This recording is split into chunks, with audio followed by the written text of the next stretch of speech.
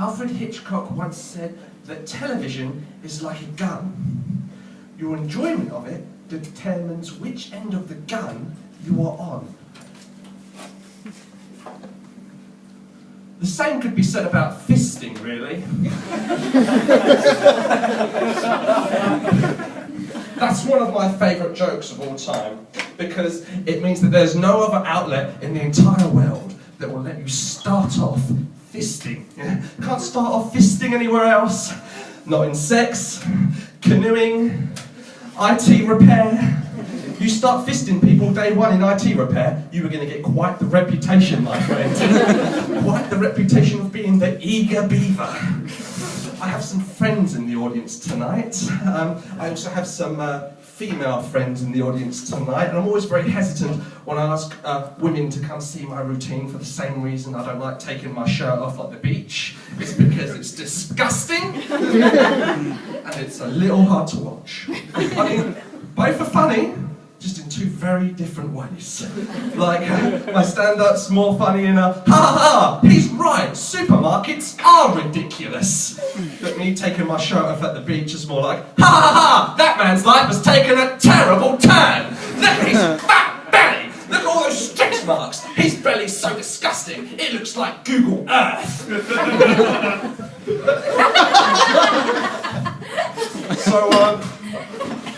So the man was right, my name's Jack. I'm 23 years old. I also weigh 23 stone. There are 2 times in my life my weight has been a problem. That's now and when I was 16. When I was 16, I weighed 16 stone. I'm 23, I weigh 23 stone. If this pattern continues using maths, I am determined that by the time I am 40 years old, I would have been dead for 17 years. My mother's a housewife. She used to be married to my dad, but then she made a very nice semi-detached bungalow she couldn't turn down. A lot of people are curious on how a woman and a house make love, and I'm here to tell you, one brick at a time. I've just recently discovered that my father smokes marijuana, which would be great if he didn't weigh 44 stone and also own a tanning bed. My dad's back is so vast and so orange that when he gets the giggles, it looks like Dale Winton's jacuzzi water. My dad's back is so vast and so orange that if you drew a face on it, it would look like an extra from The Only Way is Essex. And on top of that, my father's also a sexual deviant. I don't know any other sons in the entire world who have seen their father's semen, okay? And I know what you're thinking. How do you know it was your father's semen? Because, well, it's not mine, and it definitely wasn't my brother's, because it was dribbling down his chin at the time.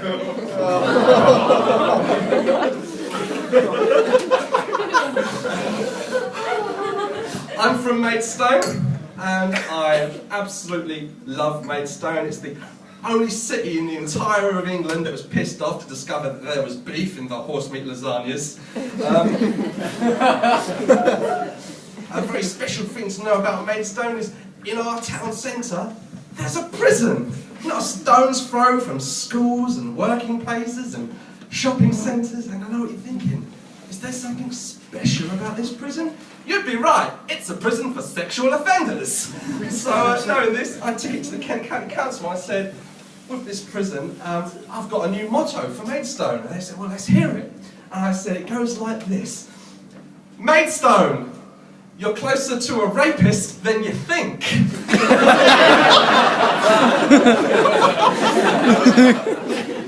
Unfortunately, Chatham already had that one. They don't have a prison near them. It's just common sense. I'm also dyslexic. And what that means is, when I get a job application form and it says tick the box next to your disability, I tick the box that says diabetes. I never bother to correct myself, of course, because the likelihood is I probably do have diabetes. And if I don't have diabetes, then my body is far more advanced than any of yours. I mean, do you know what I eat in a day? Me neither, because they don't keep charts of ingredients on 500-gram tins of icing. I have asked them to, but they said no, that would encourage far too many people to eat it as a regular snack. So it's 2013, brand new year. My New Year resolution was to be more outgoing and energetic, so I started visiting gyms. Jim is this massive Irish guy that sells me cocaine. And let me tell you, there's nothing in the entire world that makes you more energetic than cocaine, because cocaine is fucking amazing! Let me tell you how the gym works if you're a man. Because if you're a man and you go to the gym, it works entirely different to if you're a woman. So if you're a man, you go to the gym, you walk through the doors, you get your towel, you get your key, you walk into the changing room, you have the worst time of your entire life, and then you leave the changing room and you exercise.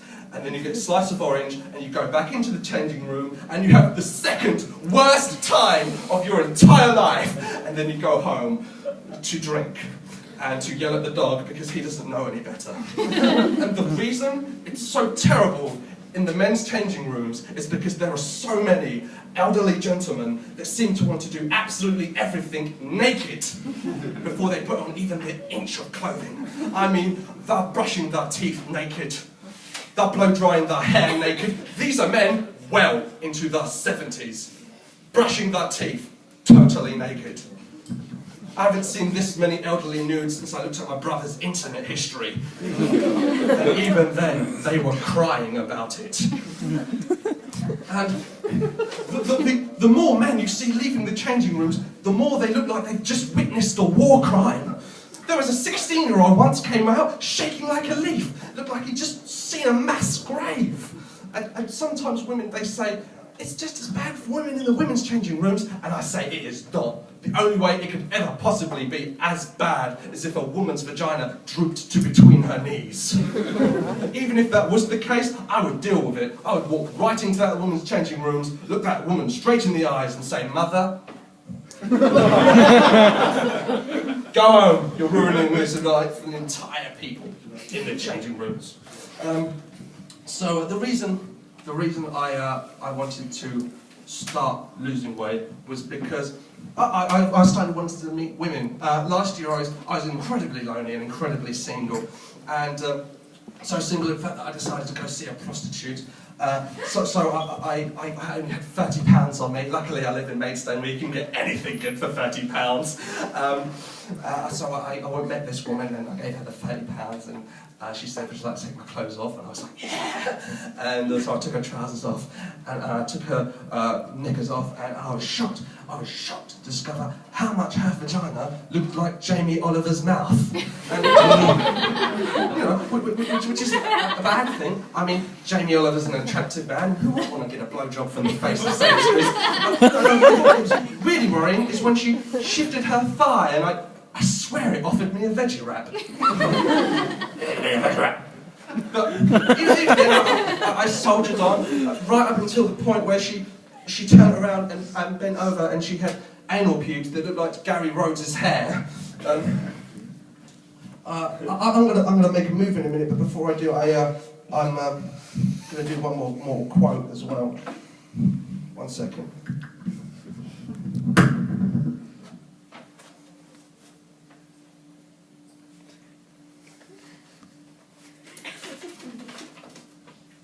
Walt Disney once said, "Never stop dreaming." This is actually a cut from a much longer quote that continues to read, "Never stop dreaming, because the reality is, I will find you. And when I do, I'm going to cut your face." And I think it's really important that we all remember that Walt Disney didn't actually say this to anyone in particular. He more mumbled it to himself as he read the Anne Frank diaries.